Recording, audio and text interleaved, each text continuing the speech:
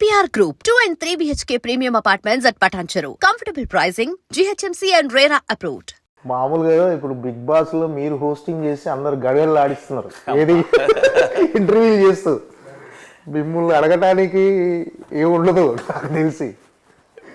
ఏంటన్నా అది ఒక కొత్త ఎక్స్పీరియన్సా? డెఫినెట్గా అంతే కదా. బిగ్ బాస్ అంటే చాలా అన్ఫిల్టర్గా, అంటే ఫిల్టర్ అనేది లేదు ఉండదు. అక్కడ హౌస్లో వాళ్ళు గడగడలాడించిన హౌస్లో వాళ్ళు ఎంత ఉన్నా మీ దగ్గరకు వచ్చేసరికి మొత్తం హ్యాండ్ ఓవర్ అయిపోతున్నారు మీకు. ఏంటి కొత్త ఎక్స్పీరియన్సా అదంతా బిగ్ బాస్? హ్యాండ్ ఓవర్ అవటం కాదు, కానీ అదేంటంటే కొన్ని వాళ్ళకి లాస్ట్ స్టాప్ ఇది. ఏదైనా చెప్పాలి అని అనుకోవటానికి, వాళ్ళకి ఏదైనా చెప్పడానికి ఆడియన్స్ ఏవైతే అడుగుతారో అవన్నీ నాగార్జున గారు అడగలేరు. ఏమైతే ఫీల్ అయి ఉంటారో అవన్నీ నాగార్జున గారు అడగలేరు. సో అక్కడ ఆడియన్స్ అడుగుతున్న క్వశ్చన్స్ అన్నిటికీ సమాధానాలు రాబట్టానే అనేది ఓ రకమైన కాన్సెప్ట్ అది. సో వాళ్ళ క్వశ్చన్స్ షో చూస్తున్నప్పుడు నాకు అనిపించింది అడగటం సరదాగా, ఒక్కోసారి ఎమోషనల్గా వెళ్తుంది, ఒక్కోసారి వాళ్ళు టెన్షన్ పడతారు ఆడియన్స్కి ఇలా వెళ్ళిందా అని. కంప్లీట్గా అందులో ఎక్కువ 90% ఆడియన్స్ అడిగినవే ఉంటాయి. ఓకే, నేను చూసినవి ఓ 10% ఉంటాయి, ఇది ఎందుకు చేసావు అని అంటాం. సో ప్రతి షోకి ఒక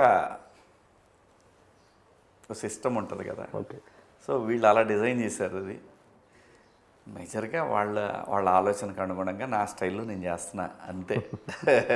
ఇదంతా అబ్జర్వ్ చేయడానికి రోజు చూస్తుంటారన్నా? చూస్తా.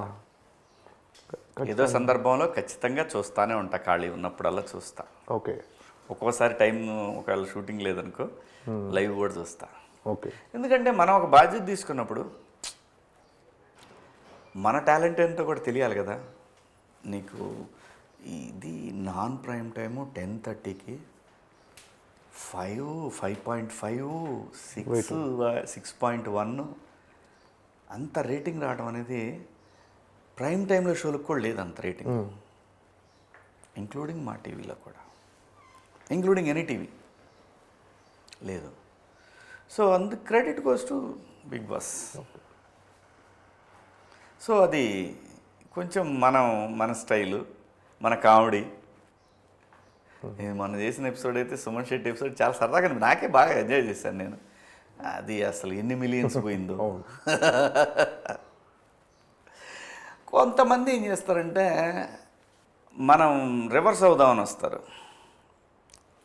నేను వాళ్ళని అప్పుడు ఏం అన్నాను, నేను తగ్గుతా. ఎందుకంటే వాళ్ళ క్యారెక్టర్ అసలు ఒరిజినల్ క్యారెక్టర్ అది. ఇది హౌస్లో దాచిపెట్టారు, ఇక్కడ బయటకు వచ్చింది. ఇలా ఎందుకు లేవు హౌస్లో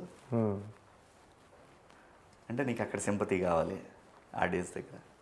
నేను అందుకే సైలెంట్గా ఉంటాను, నేను తగ్గినట్టే ఉంటా. ఓకే, వాళ్ళు ఏమనుకుంటారు, వాళ్ళందరినీ శివాజీ రోస్ట్ చేసిన మమ్మల్ని ఏం చేయరు, నీ క్యారెక్టర్ ఏంటో చూపించాలి ఆడియన్స్కి, అందుకే నేను తగ్గా.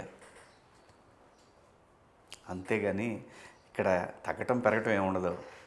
నీకు ఒక అవకాశం, ఆఖరిసారి ఆడియన్స్కి చెప్పుకునే అవకాశం. వాళ్ళు ఏం ఫీల్ అయ్యారు, ఆడియన్స్ ఏం ఫీల్ అయ్యారు, అన్ని క్వశ్చన్స్ ఒకే చోట నీకు అవ్వదు. కాబట్టి ఇక్కడ బజ్లోకి వచ్చినప్పుడు వాళ్ళు అడిగిన సీరియస్ క్వశ్చన్స్ అన్నిటినీ నా ద్వారా అడిగిస్తారు అంతే.